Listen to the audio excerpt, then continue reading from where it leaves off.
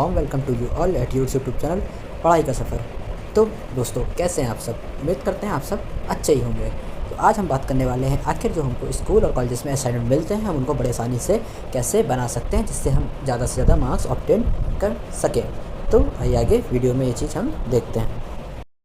आज का जो हमारा टॉपिक है वो यहाँ पर आप देख सकते हैं, हाउ टू मेक असाइनमेंट कैसे बनाएं। तो यहाँ पर आपको कुछ की पॉइंट्स मैं आपको बताऊंगा आगे, जिससे आपका असाइनमेंट और भी ज़्यादा बेहतर हो जाएगा और आपको इसी तरीके से आपके हर असाइनमेंट को बनाना चाहिए, भले वो किसी भी सब्जेक्ट का हो। तो आइए हम यहाँ पर अपने कुछ की पॉइंट्स को देखते हैं। Key points that you have to put in your mind while making your assignment. ये की पॉइंट्स आपको अपने मन में रखने चाहिए जब आप एक किसी भी असाइनमेंट को बना रहे हों। तो आइए हम अपना यहाँ पर फर्स्ट पॉइंट देखते हैं। जैसा हम जानते हैं, हमारे किसी भी असाइनमेंट का सबसे पहला पॉइंट या सबसे पहला पेज होता है वो होता है फ्रंट पेज, यानी आपका पहला पेज। तो इस पेज में आपको अपना बेसिक इंट्रोडक्शन लिखना होता है, जैसे name, class roll number, father's name, college का नेम, और जिस भी यूनिवर्सिटी में आप अगर पढ़ रहे हैं तो आपको यूनिवर्सिटी का नेम, या अगर आप स्कूल का असाइनमेंट बना रहे हैं तो आपके स्कूल का नेम, और जो भी आपकी बेसिक डिटेल्स आपके टीचर्स आपको बोलते हैं, आपको वहाँ पर फ्रंट पेज में वो सारी चीज़ें फिल करनी होती है। तो आपको फ्रंट पेज के बारे में ज़्यादा मुझे कुछ बताने की ज़रूरत नहीं है, इससे आप भली भांति परिचित हैं। तो यहाँ पर जो दूसरा पॉइंट आता है वो है एक्नॉलेजमेंट। ये बहुत ही इंपॉर्टेंट पॉइंट है। एक्नॉलेजमेंट लिखना बहुत ही ज़रूरी होता है कि कई बार हम असाइनमेंट्स बिना एक्नॉलेजमेंट के ही जमा कर देते हैं। भले ही वहाँ पर आपके एक्नॉलेजमेंट को इतना मैटर ना दिया जाता हो, लेकिन जब आप ग्रेजुएशन लेवल में आते हैं तो ये काफ़ी इंपॉर्टेंस रखता है। स्कूल लेवल तक तो आप बिना एक्नॉलेजमेंट के भी अपना असाइनमेंट सबमिट कर सकते हैं अगर आप चाहते हैं, लेकिन आपको ग्रेजुएशन में एक्नॉलेजमेंट लिखना बहुत ज़रूरी होता है। तो आइए मैं आपको दिखा देता हूँ कि एक्नॉलेजमेंट कैसे लिखा जाता है। यहाँ पर आप देख सकते हैं, ये एक्नॉलेजमेंट यहाँ पर मैंने एक लिख रखा है। तो यहाँ पर ये आप देख सकते हैं। यहाँ पर सबसे पहले आपको इसमें बताना होता है कि आपने असाइनमेंट किसकी हेल्प से बनाया है। तो यहाँ पर आप देख सकते हैं, I would like to express my special thanks of gratitude to my chemistry teacher. यहाँ पर जो भी आपके टीचर हैं, इसके बाद आप उनका नाम लिख देंगे। जैसे यहाँ पर मैंने अपनी मैम का नाम लिख रखा है। For their able guidance and support in completing my project, I would also like to extend my gratitude to my friends and family। तो बेसिकली आप इसका स्क्रीनशॉट ले लीजिए। आपको भी एक्नॉलेजमेंट अपना इसी प्रकार से लिखना है। एक्नॉलेजमेंट लिखने के कई तरीके और हैं, मैं इस पर एक स्पेशल वीडियो सिर्फ एक्नॉलेजमेंट के ऊपर बना दूंगा कि एक्नॉलेजमेंट और भी कई तरीके से लिखा जा सकता है। तो यहाँ पर आप इसका स्क्रीनशॉट ले लीजिए। फिर अपने नेक्स्ट पॉइंट की ओर पढ़ते हैं। तो आपको भूलना नहीं है, सबसे पहले आपको अपना फ्रंट पेज बनाना है, देन सेकंड पेज आपका एक्नॉलेजमेंट होगा। आइए अपना यहाँ पर तीसरा पॉइंट हम देख लेते हैं। योर टॉपिक ऑल हेडिंग्स, यानी जो भी आपने अपना टॉपिक सेलेक्ट किया है आपको थर्ड पेज पर वो मेंशन करना है। स्पेशली ब्लैक या ब्लैक स्केच या और भी कोई कलर का स्केच यूज़ करके आपको अपना टॉपिक सारी हेडिंग्स के साथ मेंशन करना है। आइए मैं आपको यहाँ पर दिखा देता हूँ कि ये काम कैसे होगा। तो यहाँ पर आप देख सकते हैं, इंट्रोडक्शन ऑफ टॉपिक, इस तरह आप लिखेंगे और आपको अपने टॉपिक के बारे में यहाँ पर थोड़ा सा इंट्रोड्यूस करना है और फिर आपको नीचे अपना मेन जो आपका टॉपिक है वो यहाँ पर आपको बता देना है। लेकिन आपको डायरेक्ट अपना टॉपिक नहीं लिखना है, पहले उस टॉपिक के बारे में थोड़ी सी डिटेल्स आप ऐसे इस प्रकार से मेंशन करेंगे। देन आपको जो आपका ये टॉपिक है यहाँ पर आप उसको पॉइंट्स वाइज लिख देंगे। देन आप अपने फोर्थ पेज पर मूव करेंगे।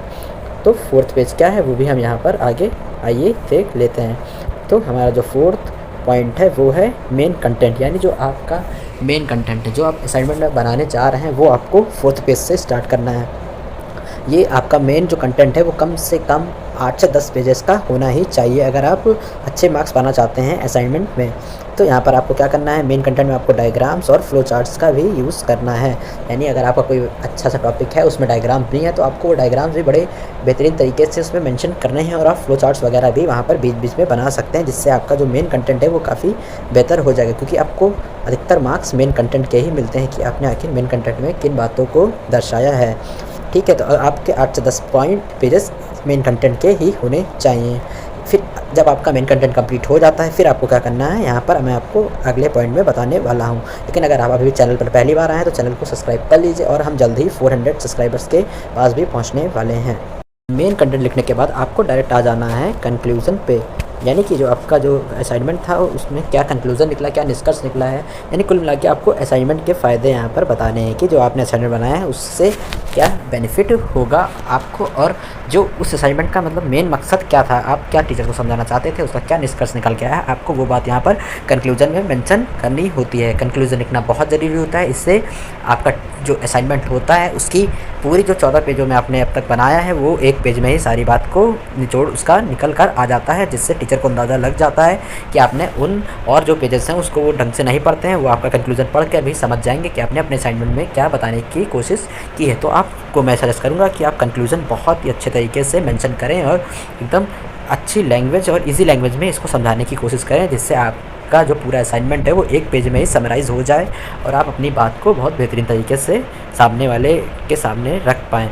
इसके बाद आपको मैं अपना 6 पॉइंट बताता हूँ जो है बिब्लियोग्राफी, यानी कि इसका तो बेसिक मतलब जैसे मैंने यहाँ पर लिख रखा है कि क्रेडिट देना, यानी जो आपने असाइनमेंट बनाया है उसका क्रेडिट आप किस चीज़ को देना चाहते हैं। जैसे आपका कोई टॉपिक है, जैसे मैं एग्जांपल के लिए लेता हूँ एसिड एंड बेस, जैसे एसिड बेस आपका टॉपिक है तो आपने एसिड बेस को किस किस बुक से बनाया है, आपने इसको किसी वेबसाइट से इसके कंटेंट को लिखा है या गूगल से आपने कहीं से भी लिखा है, तो मतलब आपको उसका क्रेडिट देना है। जैसे कि मान लीजिए आपने एसिड बेस किसी क्लास 9th की बुक से लिखा है, मान लीजिए नूतन पब्लिकेशन की बुक से लिखा है, तो आपको क्या करना होगा, उस बुक का नाम वहाँ पर नीचे लिखना होगा बिब्लियोग्राफी में, यानी आपको उस बुक को क्रेडिट देना होगा जिससे आपने असाइनमेंट को अपने तैयार किया है। तो ये थे कुछ मेन पॉइंट्स, और इन सारे पॉइंट्स के बाद जो कुछ और बातें हैं जो असाइनमेंट में आपको ध्यान रखनी है वो है आपकी राइटिंग। आपकी राइटिंग एकदम नीट और क्लीन होनी चाहिए। वैसे मेरी तो नहीं है बट मैं उम्मीद करता हूँ कि आपकी राइटिंग बहुत अच्छी होगी, और आपको राइटिंग तो आपकी मेन है ही है, साथ में आपको नीटनेस के साथ बनाना है, ज़्यादा कटिंग वगैरह आपके असाइनमेंट में नहीं होनी चाहिए। तो ये थी आज की हमारी वीडियो, मिलते हैं नेक्स्ट वीडियो में, तो सब्सक्राइब करना मत भूलिएगा, और अगर आपको वीडियो पसंद आई हो तो प्लीज़ वीडियो को लाइक कर दीजिएगा। Thank you.